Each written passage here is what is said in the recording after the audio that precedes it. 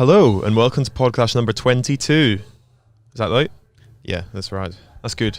And today's guest is Magnus Backstedt, so that's going to be coming up just after we do the news. So Phil, what is your news this week? My news is that we are in Yorkshire, in Harrogate. Yep. And we're here with our camper van and coffee setup and our portable recording studio. So if you watch the video, you might see that we literally sat in the front seat of a camper van. Yeah, we are.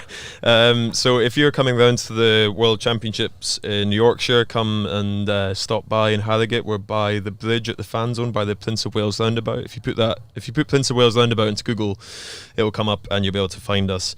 We're also doing an event at the Rafa pop-up store in Harrogate as well. So that's on Tuesday the 24th at 4 p.m.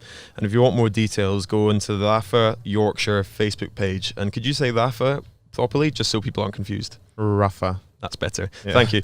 But yeah, so we've had a good couple of days here. We met lots of fans and stuff, which is nice. Some new people to the podcast as well, giving away plenty of free coffee, talking rubbish, all that kind of stuff. At the Rafa pop-up, we actually have Owen Duel and Chris Lawless confirmed now. Yeah, they're confirmed. King of Yorkshire. And what are you going to call Duel?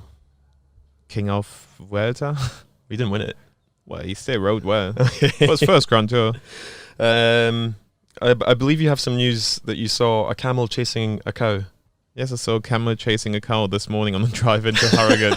It was like some animal farm. I'm literally, because you never have news, I'm just clutching at straws to see if there's anything we can have at some point. That was literally my news today. So coming up now, we've got our podcast with Magnus Backstedt. But before we start, we have to give a shout out to our sponsors, which is La Marzocco, who provided the coffee machine here, and North Star, those two are providing the beans.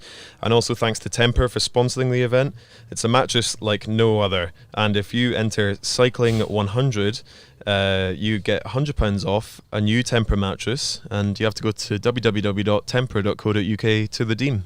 How was that? You've done that very well. Do you think? Yeah. Do you even sleep on the Temper mattress? Yeah, I do, yeah. Would you say it's the best mattress?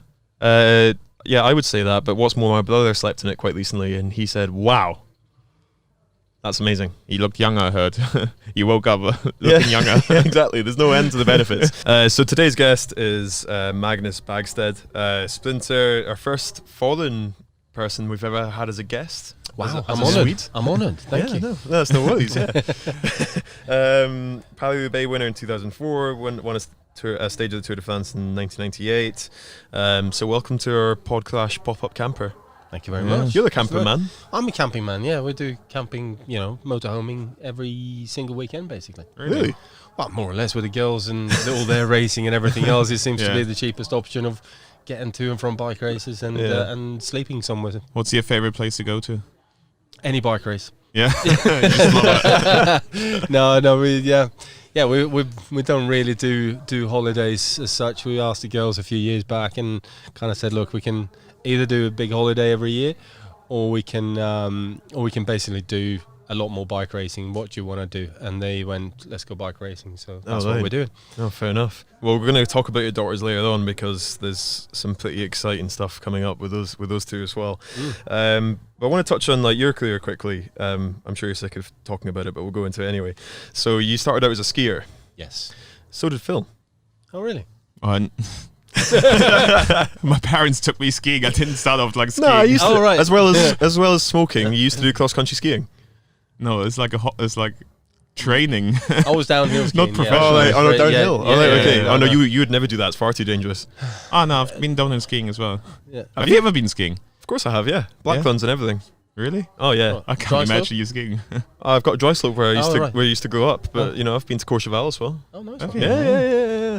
There we are. So there you go. You took up skiing to start with, and then you switched over to cycling. Yeah, no, I've run both for quite a long time actually, and it was only sort of I made it on to the senior national team as a junior in cycling, and that winter in the transition between the two, I kind of had a couple of big crashes in downhill, sort of 140, 160k an hour jobs. Before the days of helmets? No, with the days of helmets. Oh, yeah, okay. So yeah, but it's still at 160k fast, an hour. yeah. You notice it. It's like hitting the decks at 70k an hour on a bike.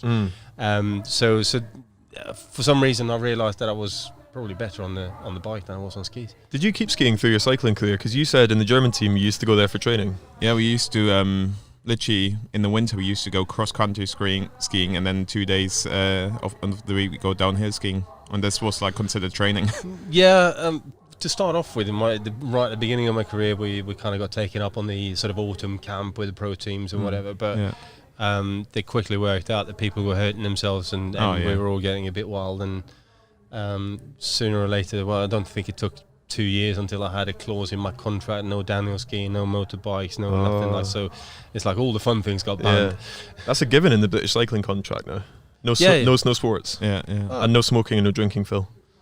It's not written in the contract. It is, yeah. It's actually. Yeah, I've read it thoroughly, yeah. Surely there must be drinking in there. No, you're not allowed to drink. Oh, that's a lie. What, have you contradicted that? Anyways, but did you take to cycling quite naturally? Because I think one of the most notable things is that you're probably one of the biggest successful road cyclists ever, I guess. Because like I looked on Wikipedia is never a good example, but you're a big guy and like raced heavier than me, about 94k or something like that. Yeah, that was when I was fit. Oh, really? Yeah. Oh, okay. Would you pile it on in the off season? Well, no. I only put on a couple of kilos, but you know, not as bad as now I'm nowhere near as fit as I used to be. So that's more that I was getting to. No, cycling. I always got told, even as a youngster, that I was too big, I was too heavy, I was never going to make it in cycling. I might as well stop straight away. But like that just made it more fun to prove people wrong, didn't it? So you train a bit harder, you apply yourself a bit more, and it kind of worked out. So time trialing was always natural to me. That was straight from the gun. I think it took 3 months until I won my first national title at the age of 12, and then carried on. I was unbeaten until I turned professional. And it was just one of those things that I did. 100k team time trial was part of my growing up. Unbeaten in time trials, unbeaten in road races. Unbeaten in time trials. Oh, right, okay. No, not in road races. I mean, that's still impressive, but unbeaten is pretty good going. Especially in this sport, because you show up, we get beaten all the time whenever we go racing. Oh, you lose most races. Yeah. When you win at the Olympics. As did I. You did obviously do a lot more road races, and I was nowhere near as good at it in them as I was on the time trial bike. So, but it's I love doing that. I love just pushing myself and doing the 100Ks with the big boys as well. That was pretty special. The training for that, and I think that really set me up well for a professional career as well. If you can ride 100K in under 2 hours on four guys, then you can do pretty much anything, because you can slow down to 46 and it feels quite nice and comfortable. Yeah. And you can add probably another 50 to 100K onto the distance that you're covering at that speed instead. And that just meant for me as a domestique, or sometimes I even turned into be sort of domestique and then have a 30-40k rest and then do the lead out as well. So but it just meant the engine was built up massively for. And your jersey can hold a lot of water bottles as well. Apparently, yeah. So you found yourself really at home, would it be fair to say, in the one-day races and the classics? That's what I love doing. And I mean, the second Sunday in April, the Paris-Roubaix, it was a dream since I was 15 years old. That I had posters on the walls at home, and you sort of, you dreamt of that muddy day in Roubaix, and it became an obsession almost. And when I got to ride it the first time back in '98, and I finished 7th, and it was like, the experience was every bit as awesome as I'd hoped it would be. It was a wet year. We were sliding around. There were motorbikes crashing left, right, and centre. It was just an epic day out. And I got to the finish and parked my bike up against the team truck, and the boss is coming over and gave me a pat on the back and said, "Well done, I finished 7th in my first Roubaix. That's awesome." I said, "I'm going to win this one day before I hang up my wheels," and that kind of became my career mission. And how old were you at the time? So I would have been 23 years old when I did my first one. Yeah. It's pretty young to even come 7th. Yeah, it is fairly young. Yeah. Well, nowadays, obviously, they're rewriting the rule books on cycling a bit, with, Evenepoel coming on, and so many young riders are doing really extremely well in professional cycling. But back then, it was very young to do anything in the classics, really. I guess knowing what I know, which is quite limited about Paris-Roubaix, it sounds like it can, as well as it being like one of the best races of your life, it can be one of the most painful and horrible, and like... Yeah, it's almost... Cobblestones have got like... a cut-off speed. So it's like, you know, if you're talking track cycling, you know, when you're getting on top of the gear and the gear's ticking over nicely, and then all of a sudden you drop it by half a kilometer an hour, and you're labouring that gear. Oh yeah. Cobblestones are exactly the same thing. You're travelling at a speed and you're floating on top of them. Well, floating inverted commas, but you're not going down in every rut there is. And then as soon as you drop half a kilometre below that speed, and you're not moving forward, and it becomes twice as hard to pedal the bike, and it doesn't matter what gear you put it in because you're not skimming across the top of them. Okay, yeah. You're in every rut, and the bike is bouncing everywhere. You can't get the traction down, and from that moment on, we're talking 2 kilometers, and your legs are gone. I always thought that was a bit of a myth, because I always thought like sometimes in certain surfaces it's easier to go a little bit faster than it is a bit slower. It's always easy to go faster. Always on cobbles. Always on cobbles. The faster you can go, the easier it is. Oh, right, fair bounce over them, maybe. Floating, mate. That's what we said. Floating. Yeah. I want to pull up on something you said about, you know, you had posters on the wall about doing Roubaix and all that kind of stuff. And I guess a lot, you know, we talk a lot about cyclists that we speak to, like kind of realising their dream, and most of the time that's the Olympic guys, given that we've spoken to in the past. Obviously, it was like probably the biggest career win you'd ever had, I guess, in your entire career. Like I said, for me, if I only won one bike race, that was the one I wanted to win. So that was my Olympic Games. So it's euphoric high off the back of that, I guess. Yeah. But did you struggle with that kind of new success afterwards a little bit, or did you just keep on pushing, keep on trucking? I think it was more the media attention afterwards to kind of work out a way of dealing with that and not having that impact in my training. And then I actually that autumn set out to change how I did things as well, because I thought there's no point in keep on doing the same thing and expecting the same result. I need to improve what I do. So my biggest fear throughout the whole of my career has always been that you sort of sit down and realize, okay, I'm the best at what I do, which is the same millisecond as you're the second best at what you do. So someone's always going to push harder, push further, try and find new ways of doing it, getting more aerodynamic on the bikes for lead outs, getting whatever it was, right? There's always going to be someone who finds that next edge. Yeah.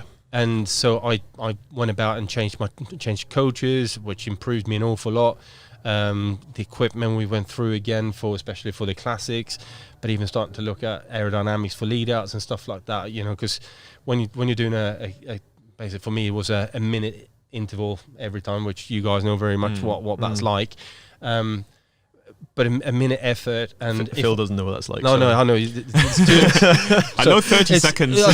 Right. So give it another double that then. That's going to be 2 vomits at the end of that. Yeah, exactly. But yeah, it was just you realise, and then 15 watts is going to take you that much faster or that little bit further.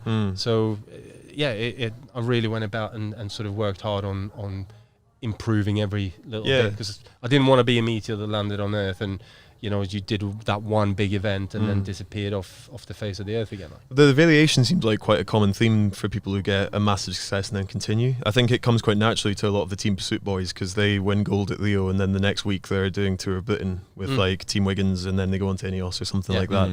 I think that's where maybe I struggled a little bit, because it was a centralised programme. It was the variation kind of lacked. It was the same system all over again. Yeah.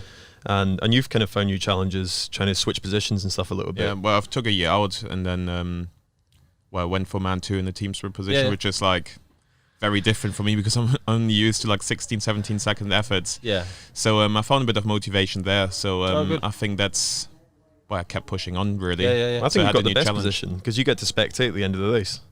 Well, Man 1. It was good leading up to Rio. I want to ask you something about like cycling in general. So you've ridden for a whole bunch of different like Italian teams like Liquigas and all that kind of stuff. And obviously they had a reputation for being like super passionate, super fiery, and Team Sky kind of almost came in, it purposefully coming in with the opposite approach. You know, like very much logical, calculated, all that kind of stuff. Do you think the kind of introduction of Team Sky and Team Ineos and teams that are similar to that has been a positive or a negative for cycling? Because you hear a lot of people missing the passion a little bit. I think the best way forward is having a bit of both, really going and sort of.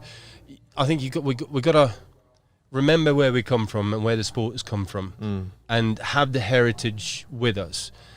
But at the same time, I like looking at new angles of doing things. So, but at the same time, it's finding that bit that we know that works, but what can we take from that and learn and apply to new methods and so on. So I do like the whole, I know that marginal gains, I'm not really a big fan of the word, because it's not what it is. It's just basically looking at every detail and making yourself better at them. Yeah. So for the lack it's of a formalized version of what a lot of people have done anyway. Yeah, exactly. I mean, I was doing that back in 2004, 2003, leading into Roubaix. I took 17 frames and 14 front forks or whatever it was, and so many wheels with me to run one section across again and again and again, motor pace at the same speed every time. Did you actually test 17 different frames? I think it was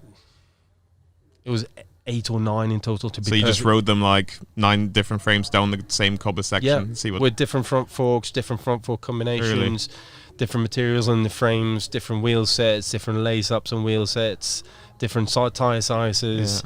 Yeah. We tried everything that we possibly could to find something that worked for me and that I felt comfortable on. And obviously, the less power I have to put out, the better, really, because the power across one cobblestone section, you're looking at about the same as what they're doing in an individual pursuit over 4 minutes. Yeah. And most cobblestone sections are between 2 and 5 minutes. So it's 27 individual pursuit efforts that you're doing throughout one day of 260 kilometers of racing. So even if you can save 5 watts, that's a huge gain towards the back end of the race when you're coming into the velodrome to try and win the thing. So I thought, we've got to look at everything, every possible way that we can do this to make the bike handle better, be smoother. I was the first person to ride 27mm tyres, and everyone laughed at me. And our tyre supplier said, "No, we won't make them for you. We won't put them on your bike. You're stupid to do that." Now there's no one that rides smaller than 30. Yeah. But I was basically classified an absolute moron for putting 27mm tyres on my bike. It worked. I didn't puncture. I've never punctured on Paris-Roubaix. Really? Because I rode That's bigger incredible though tyres. as well. Yeah. And the wheels as well. We sort of went with a climbing set of wheels that was a bit flexier and so on and so on. So, well, given that you're actually more a kind of, so I guess with cyclists you get the artists and you get the scientists. So it sounds like you're kind of tipping a little bit more towards the scientist element a little bit. I am, but with an awful lot of passion for the past as well. Yeah. There are certain things that has worked from what the old guys used to do, and I always think we need to look back at history, whether that's in cycling or whether that's in life. We need to look back at history, realise what's gone on and how it's been done and so on and so on. Not necessarily take all of it with us, but appreciate what's there, and then you apply your thought process and your way, your take on things, and go forward in that way. Did you ever have any, so going back to, so I guess I'll explain this a bit more. So I guess at track cycling, like if we see something that's like really flamboyant or like just a bit of a silly decision based on like emotion, we always go, that's so Italian. Was there ever any, was there ever any moments, because you had a little fight with your tyre supplier, like is there any bits of it that you kind of really rubbed up against as well? No, well, there probably is if I really... Nothing that's lasting then, so that's quite good. Nothing that's really kind of clicked in my head here now straight away and gone, oh yeah, no. You'll tell us off air then. yeah, we'll do after, yeah. So I think we're limited on time. We want to talk about your daughters as well. So I guess like talking about life after cycling, Phil's got a pretty keen question because he wants to take up something that we believe you did. So when we've done some research, we saw you have a coffee company. I sold my coffee company a while back. Yeah, that's actually Phil's second ambition because he wants to be a big businessman. All right, there we are. Then. So coffee first, then big business. Yeah, okay. Yeah, So the company that I set up was basically after 2004 when I won Roubaix. I realised I was in a privileged position to try and put something back into the sport. So I love coffee, so I created my own blend. And we started selling it on the internet and various different small. Did you roast it all yourself? No. We had a small roastery that did it, but we basically we took the orders and we roasted every batch to the exact amount that we needed for each bag that we sold. So it was a weekly kind of turnover on it. So it's fresh at the end of the week every time, going out to the customer, then rocking up at their their letterbox on the Monday, having been roasted on the Sunday. nice. So it was a very, very nice coffee in that way. But with the proceeds, I started sponsoring some younger athletes, and they might not have had parents who'd had the means to take them to bike races or whatever. So it was just a way for me to say, look, if you want to go to that bike race, let me know what the fuel is going to be like or what you need for accommodation, and I'll pay it and get me the receipts, and that's sorted. So it was a way to sort of just help some younger people. It didn't necessarily have to be the most talented. It's just giving them the opportunity to stay in the sport, to do what they were passionate about. That's what keeps the sport alive. Is like, it's an expensive sport unless you've got a good community there to help out. Yeah. Have you got any tips then from either like a coffee entrepreneurial big business point of view for Phil? No, I think anything that you do, just if you're passionate about it, it will become a success anyway, because you're willing to work hard enough at it. And you guys know that already from what you've done within track cycling and your sport. It's if you believe in it and you love what you do, then it will become a success anyway, because you'll turn yourself inside out to make it happen. No, for sure. And so let's talk about your family. So we got Zoe and Eleanor, both pretty successful cyclists.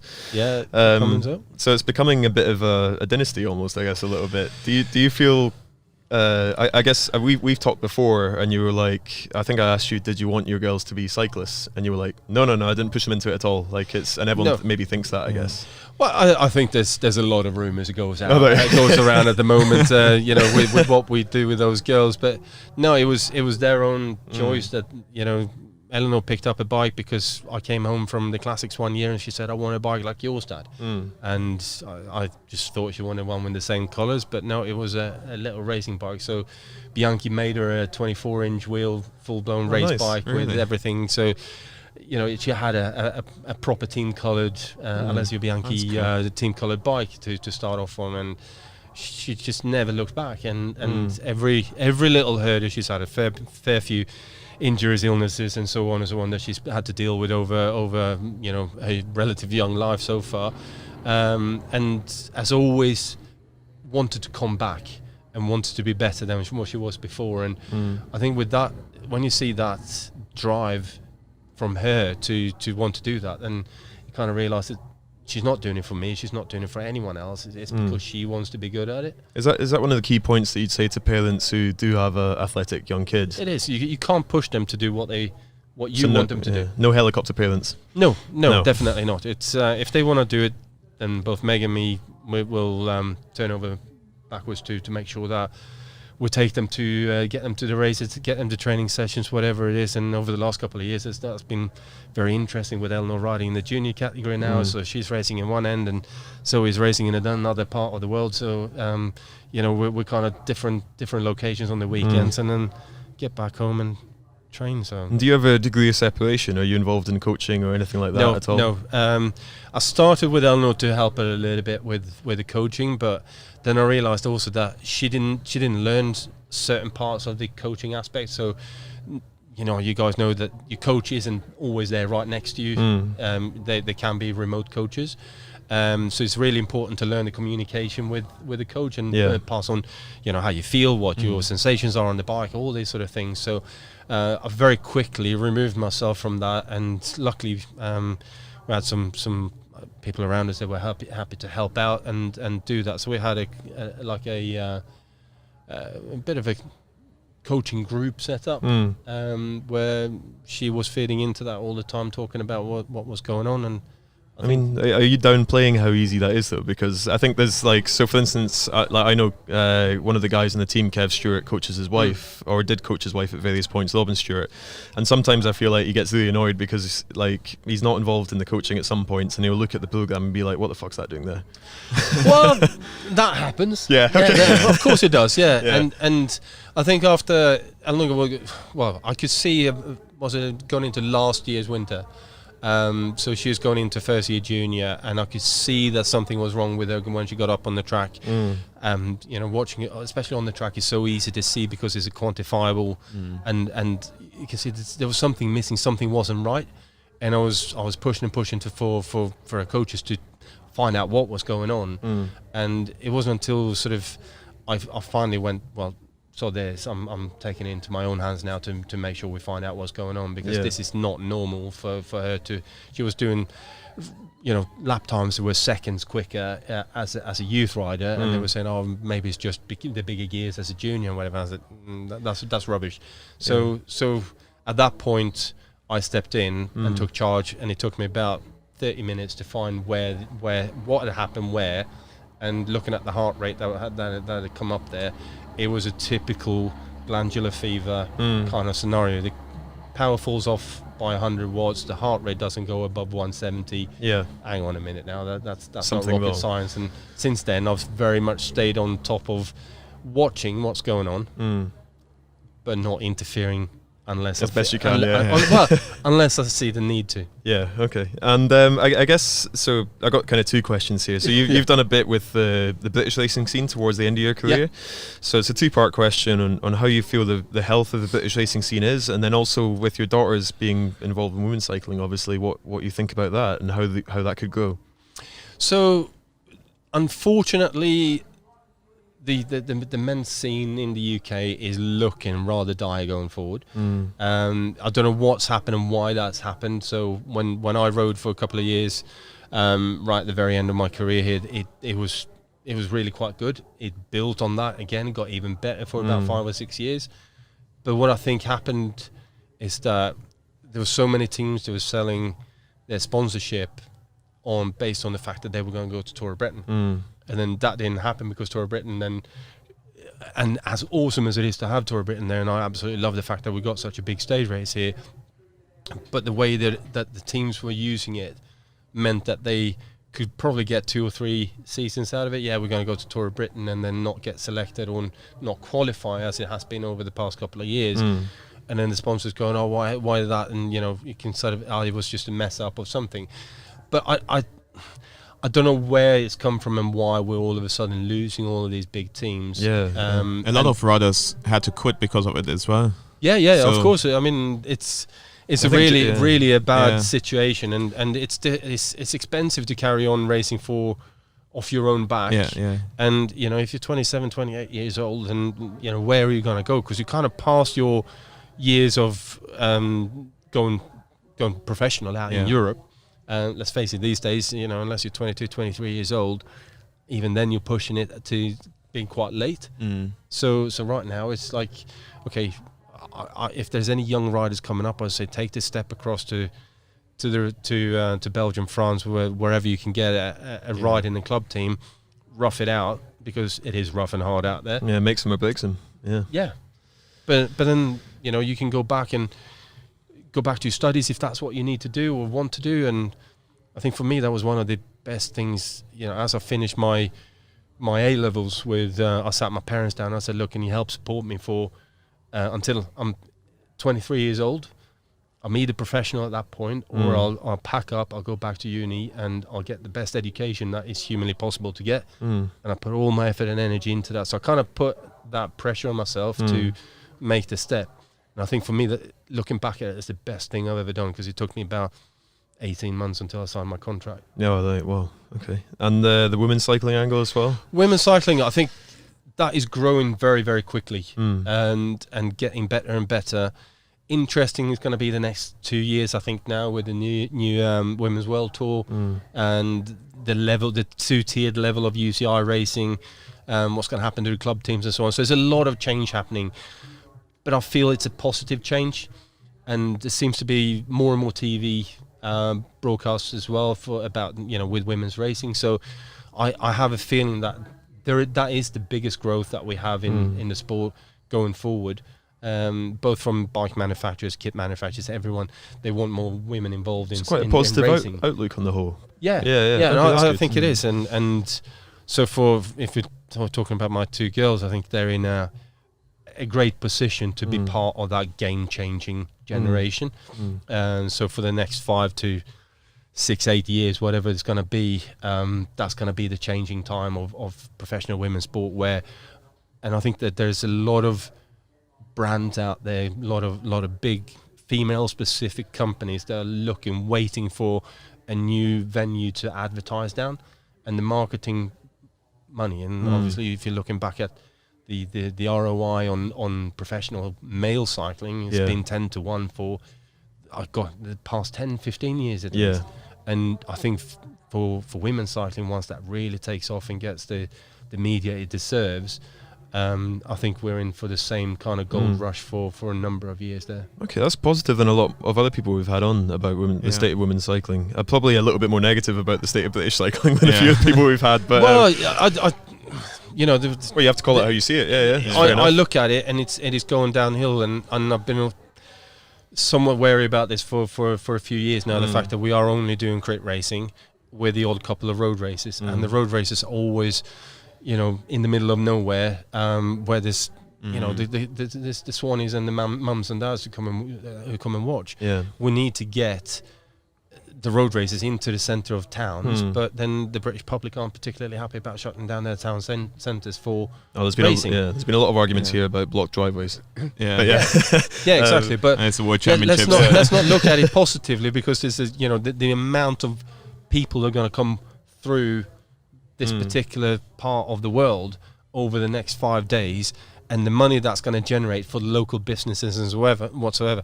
I mean, huge. How can that not be a positive thing? Absolutely, whether your driveway gets blocked for 5 minutes or not. You know. So final question before we let you go off and drink champagne and talk shit. I'll do that. I'll do that very well. What's your predictions for tomorrow, if that's not an unfair question? For tomorrow, I think a realistic expectation is a top 5. I think I'd be over the moon if she medals again. That means that she's medaled in every major championship that she's done this year. You know, even I mean, it's just been a bonkers year from Eleanor's point of riding. You know, with Nation Cup wins, she's got a couple of them, and she's got 2 European titles and medals at the Worlds on the track, and so on and so on. If she can finish off a big long season with another medal, then that would be far beyond my for sure. And I think you've got a lot to be proud of, despite what happens tomorrow. But it's going to be a good race, I think, and we're also thinking about getting her on. So tell her we're hopefully nice to deal with. Coming into a van with 2 boys isn't quite as scary as you might think. That's all right. That's all right. No, I'm sure we can. I'll have a word and see if we can get her on, because it'd be good. No, for sure. Well, thanks very much for coming on. We always give our guests a chance to give shout outs to projects or social media, whatever you want. So if you want to plug something, now's the time. Well, you know, if you're out there in the UK and you're looking for a good bike fit, look up Backstedt Bike Fit. Okay, cool. Find it on the web, BackstedBikeFit.com. Easy as that. There you go. Any social media handles or anything? It's all the same. Basically, it's whether it's Twitter, I think it's Backstedt BIK Fit, because I got too long in his surname really, so he messes up Twitter. And so Instagram is Backstedt Bike Fit as well. Okay, nice. Cool. Well, thanks very much for coming on. Enjoy this afternoon's hospitality, and we look forward to catching up with your daughter after hopefully a very successful race tomorrow. Thanks very much for coming on. Cheers. Thanks. So thanks again, Magnus, for coming on, and we'd just like to give a quick shout out to our sponsors before we sign off with this podcast. So obviously we're here in Harrogate in Yorkshire doing a podcast pop-up. It's been great to meet lots of fans. We've got North Star Roast providing the beans. We've got La Mazzocco providing the coffee machine, and also thanks to our sponsor Temper, a mattress like no other. And if you enter Cycling 100, you can get £100 off a Temper mattress. So you have to visit www.temper.co.uk. So tune in tomorrow. We're going to have another one coming out maybe tomorrow or the day after. So stay tuned.